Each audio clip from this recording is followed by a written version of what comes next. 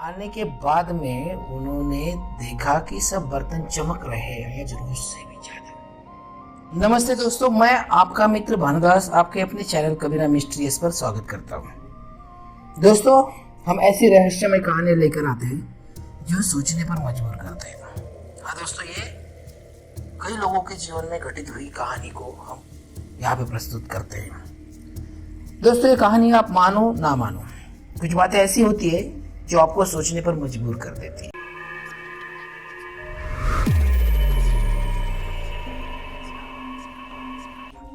यदि आपके पास भी ऐसी कोई कहानी है तो हमें जरूर भेजिए।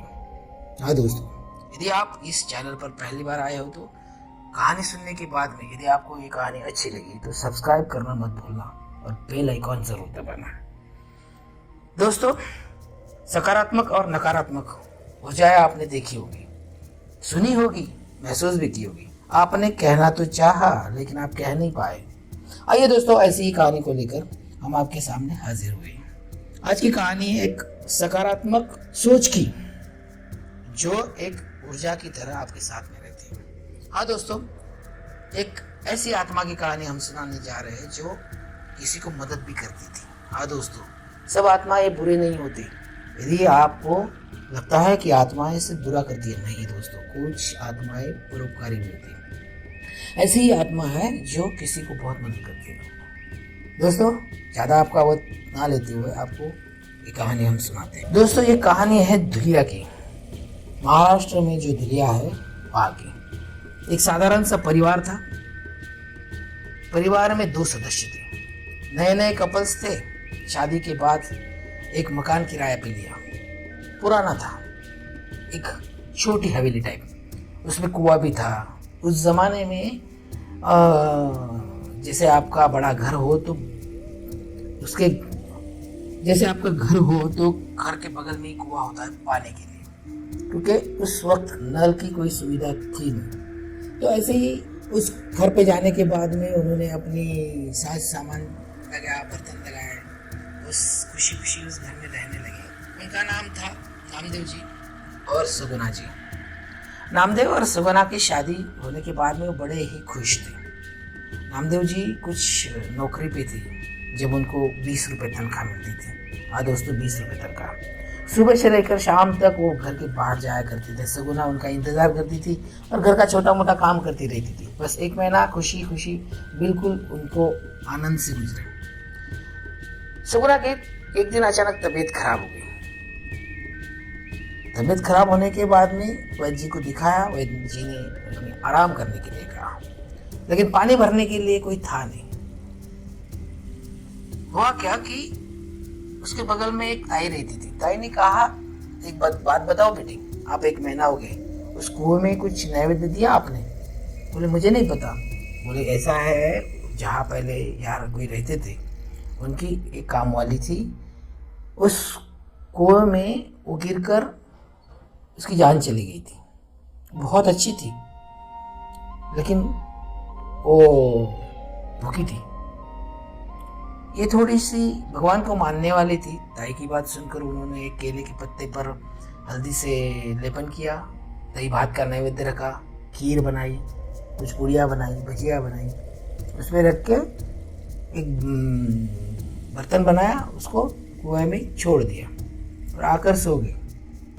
आकर सो जाने के बाद में उसे अच्छे से नींद आ गई और दूसरे दिन उसकी तबीयत भी अच्छी हो गई। ऐसे 8 दिन में वो सुगुना जी पूरी तरह ठीक हो चुकी थी। एक दिन ऐसे ही उनको कंटाला आया। 15 दिन के बाद में वो सो रही थी दोपहर के वक्त। दोपहर के वक्त सो रही थी और उसके पहले क्या हुआ, जैसे नामदेव जी को पता चला कि इनकी तबीयत खराब हो रही थी, उन्होंने एक काम वाली बाई रख दी बर्तन धोने के लिए, झाड़ू पोछा, कुछ खाना बनाने के लिए। तो दोपहर का वक्त था, वो सो रही थी और बर्तन मांजने की आवाज उनको आई। उन्हें ऐसा लगा कि अपनी काम वाली बाई आई है, वो काम कर रही है, झाड़ू पोछा लगा रही है। वो नींद में ही थी, पूरी तरह नींद में। उसकी थोड़ी थोड़ी सी हल्की नींद खुली थी और उन्होंने कहा, भाई आज बर्तन आप लगा के जाना, मुझे थोड़ा सा कंटाला आया, मैं सो रही हूँ। वापस नींद आ गई। वापस नींद आने के बाद में उन्होंने देखा कि सब बर्तन चमक रहे हैं आज रोज से भी ज्यादा, और सब घर साफ है। शाम का वक्त था, उन्होंने दिया लगाया और भगवान के आगे नैवेद्य रख के प्रणाम करके उनसे प्रार्थना भी की। रोज की तरह आरती पूजा पाठ चलता था। दूसरे दिन भी उनको थोड़ी सी हल्की सी नींद आ गई। दोपहर के वक्त वापस बर्तन मांजने का आवाज़ आ रहा है। उनको वापस बर्तन मांजने वाली बाई आई, उन्होंने बर्तन मांजा, वापस साफ सफाई की, सब चले गए। ऐसा ये सिलसिला 8 दिन चला। 8 दिन के बाद में सुबह का टाइम था 10 बजे। वो उनकी काम वाली बाई आई और 10 बजे आने के बाद में बोली, सुगना जी मुझे माफ़ कीजिए, मैं 8 दिन नहीं आ पाई, मेरे बच्चे की तबीयत खराब थी और मैं 8 दिन नहीं आ पाऊंगी। उसकी तरफ देख रही और पूछा, तो रोज तो बर्तन मांजे जाते हैं, मेरे सारे कपड़े धुल जाते हैं, साफ सफाई तो ठीक से होती है, आप नहीं तो कौन हो? वो भी अचंभे में पड़ गई। बोले मुझे पता नहीं, आप मेरे बच्चे को थोड़ा सा वैद्य के पास ले जाना है, 1-2 रुपए होंगे तो दे दीजिए। उन्होंने अपने डब्बे में से उसको निकाल के उनको पैसे दे दिए। उसके बाद में वो बैठ के सोचने लगी। उतने में ताई आई। ताई आने के बाद में उसने पूछा कि ये काम वाली बाई 15 दिन से नहीं आ रही, लेकिन 15 दिन से बराबर मेरा काम हो रहा है। ताई ने कहा कि देखो, उस दिन आपने जो नैवेद्य डाला था कुएं में, तो उस वजह से आपकी कोई मदद कर रहा है। उनके पहचान के एक पुजारी जी थी जो हनुमान जी के बड़े भक्त थे। वो पहले भी उस घर में आया करते थे। एक दिन वापस आए। वापस आने के बाद में उन्होंने पूछा, सब ठीक है? तो सगुना जी ने पुजारी को अपनी आपकी सुनाई कि पुजारी जी मैं सो जाती हूँ तो ऐसा ऐसा होता है। हाँ बेटी, यहाँ एक काम वाली जो भाई थी वो पेट से थी, लेकिन एक दिन चक्कर आने की वजह से वो इस कुएं में गिर के खत्म हो गई। लेकिन उसका जो पति था उसे बहुत मारता था, खाने में टाइम पे देता नहीं था, वो भूखी रहती थी। यहाँ पे रहने वाले उसे खाना देते थे और आपने भी दी, वो खुश हो गई। आप एक काम कीजिए, एक केले का पत्ता लीजिए, उसे हल्दी से लिख दीजिए और उसमें प्रश्न लिख दीजिए कि यदि आप हो तो आप हमें क्यों मदद करना चाहती हो।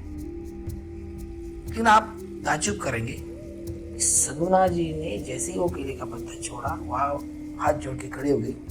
हे पवित्र आत्मा, आप जो भी हो, भगवान की दया से आप मुक्ति पाओ, आप भटको मत और आप जहाँ जाना चाहते हो वहाँ जाओ, आपकी जो इच्छा होगी हम पूरी करेंगे। तो उतने में उन्हें आवाज़ आई कि सगुना जी, आपने जो हमें खाना दिया था उसके लिए आपका बहुत बहुत हम आभारी है, इसीलिए आपका हम सारा काम करेंगे, आप चिंता मत कीजिए, आपकी हम सेवा करेंगे। आप बस हमें तो हफ्ते में एक बार थोड़ा सा खाने को दे दीजिए, आप चिंता हम आपको कोई परेशान नहीं करेंगे। इतना आवाज़ सुनते ही वो डरी नहीं। आपका नाम? मेरा नाम शांता है। फिर उसने उसकी आप बीती सुनाई, कैसे पति मारता था, कैसे पेट से थी, बच्चे की चाह थी, उसको चक्कर आया हो, वो बावड़ी में गिर गई, लेकिन उसको निकाला गया। निकालने के बाद में उसके शरीर से आत्मा जा चुकी थी, तो वो बावड़ी में ही थी। उसका शरीर का क्रियाक्रम भी उस घर वालों ने किया, बहुत अच्छे थे।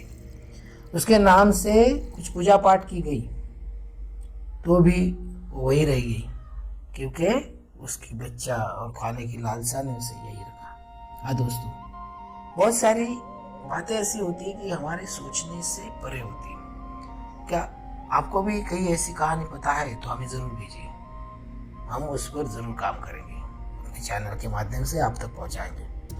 कहानी आपको कैसी लगती है शायद हम बताने में अभी सक्षम नहीं है, लेकिन हम कहने की कोशिश करते हैं। आगे आने वाली कहानियों में हम उसका डिटेलिंग्स आपको सारे देने की कोशिश करेंगे। आइए मिलते हैं अगले एपिसोड में। आपका मित्र भानुदास, आपके अपने चैनल कबीरा मिस्ट्रीज पर। नमस्ते।